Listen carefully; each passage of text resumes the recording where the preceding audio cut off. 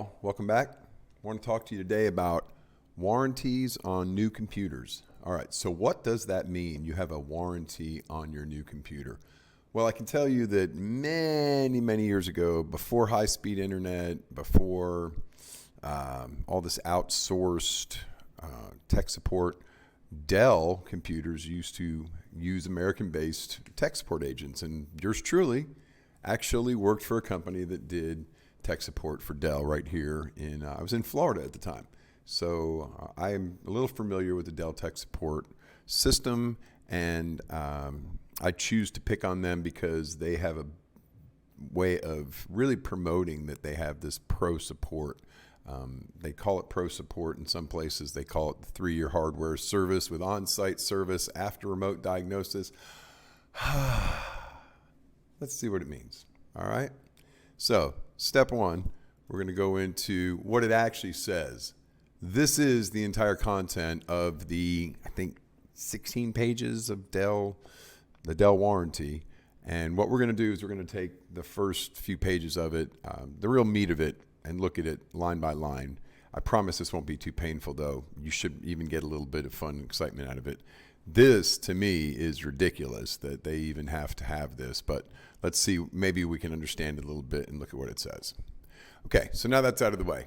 What do you think you have to do to get your new computer repaired under warranty? Now, hopefully you don't need it. That's the dream, is that you buy a new laptop and you take that baby home and you never need a bit of tech support on it. It operates flawlessly for you. And about 70% of them, that's how it goes. But the other 30% of us, guess what? We're stuck having to deal with tech support. And that can mean a lot of different things to a lot of different people. So let's dig into this. These are actual screen snips. I went and pulled up the latest version of Dell's in-home consumer, well, what's it called? It's their in-home consumer pro support is what it's called in the small print. I'll show you that in just a second. The name they give it, and they put it all over their ads to let you know that they are concerned about you if you have a problem, and they include this with the purchase price of your computer. Okay, but why is that on the sales screen it's so big, but on the detail part it's so small? All right, well, we'll find out. All right, so here's an ad from Dell. Beautiful. It's in today's Atlanta Journal-Constitution. And what I want to point out is this right here. It says they have a 3-year hardware service with on-site service after remote diagnosis. Okay, well, I'm looking at this. This is shiny and pretty and 50% off. Man, this is, superior power, innovative designs. I have to have this. I'm so excited about my new Dell laptop. I can't wait to get it. And it's got 3 years of hardware service with on-site service after remote diagnosis. That's a big mouthful. Okay, so we got that. And what does that after remote diagnosis actually look like? All right, well, let's explore the details. All right, here we go. First thing you got to do, number one, call Dell for telephone-based assistance. Okay, I get that. We have to let them know we have a problem, right? And here's the phone numbers. This is the actual warranty screen snips, guys, okay? So they have the phone numbers printed right in your warranty. And it does say that this is required, all right? And that makes sense, because if you don't diagnose or troubleshoot the product, we can't know that it really has a problem. All right, so let's go to step 2. Prepare for the call. Wow, they're getting us ready. They want to make sure that we have success on this phone call. So they tell us exactly what to do. They want things like the model and model numbers, service tag, serial, invoice, mobile device, phone or SIM card number, operating. They're asking for a lot of details here. I'm not sure that I know what most of that is, so I'm going to hope that it's obvious, or that they're going to help me with it when I get there. But this here, models of any peripheral devices you are using. So really what they're saying is they want to know about any piece of electronics that I have plugged into the computer, and they expect me to know all the details about every one of them. I do.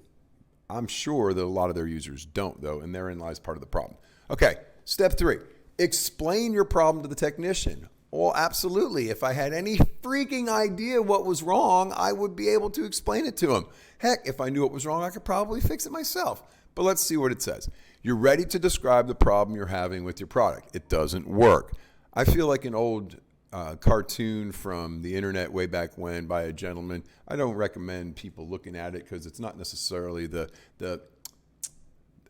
friendliest of words, but it's a little squirrel who has a fit when he has to call tech support. So you can look it up and you may find him. Anyway, ready to describe the problem. It doesn't work. All right, let the technician know the error message. Okay, what are you doing when it occurred? I wasn't picking my nose. I swear I was not picking. What do they mean, what was I doing? Oh, what programs were you running? What were you doing on the computer? Now, here's the problem. They just think that that's inherently obvious. I don't think so. Let's move on. So here's what you have to do. Step 4. Like good little boys and girls, we were all taught this in kindergarten. Cooperate. Cooperate with the technician to solve your problem. I try not to be sarcastic, I promise. Now, their experience shows that most product problems and errors can be corrected over the phone as a result of close cooperation. All right, now, number 1, COVID. We're not supposed to be close, but they want you to listen carefully to the technician and follow the technician's suggestions. I get that, but I think the technician needs to be listening carefully to me. So we're not going to worry about that. But here is the part that gets me. The diagnostic or troubleshooting steps like those outlined in sections 1, 2, 3, and 4 are an essential aspect of reaching the right resolution for your issue. Those steps may require more than one phone call or an extended session. Okay, I'm sorry. I just paid, what was that, $1,149 for this laptop. I've had it for 3 days and it won't power on now. They sent me a bad something or other and I need the thingamajiggy. I don't know. But I may have to spend extended sessions. Let's finish that sentence. And you may be asked to access the inside of your product where safe to do so. It doesn't say where you could be reasonably expected to be able to get to. It doesn't say where you would have the proper tools on hand to get to, where it is safe to do so. Okay. If the issue is covered, and that issue is not resolved remotely, a technician or part will be dispatched following completion of the diagnosis or troubleshooting as further described. Okay, so now they've just said we might not get a technician to come and fix it for us, although it was on-site service, but let's see what they get. Step 5. Now this, I did not bold this, folks. This is in bold in the warranty. And the word complied is in it. This is for your $1,149 laptop you just bought. Until you have complied with the above procedures, Dell cannot dispatch a service technician to perform on-site repairs. And in the last slide we saw they might not anyway. All right, so system backup. Again, all in bold, underlined. I didn't make it bold. You better back up your stuff, okay? Your responsibility. They're making sure you don't lose any of your data. It's very thoughtful of them, but they're going to make sure that they've released themselves from any liability for any of your data or programs. And the last one I want to go over real quick is the on-site in-home service and what that covers and everything else. But the comedy in this part is they want to know the full address of the location.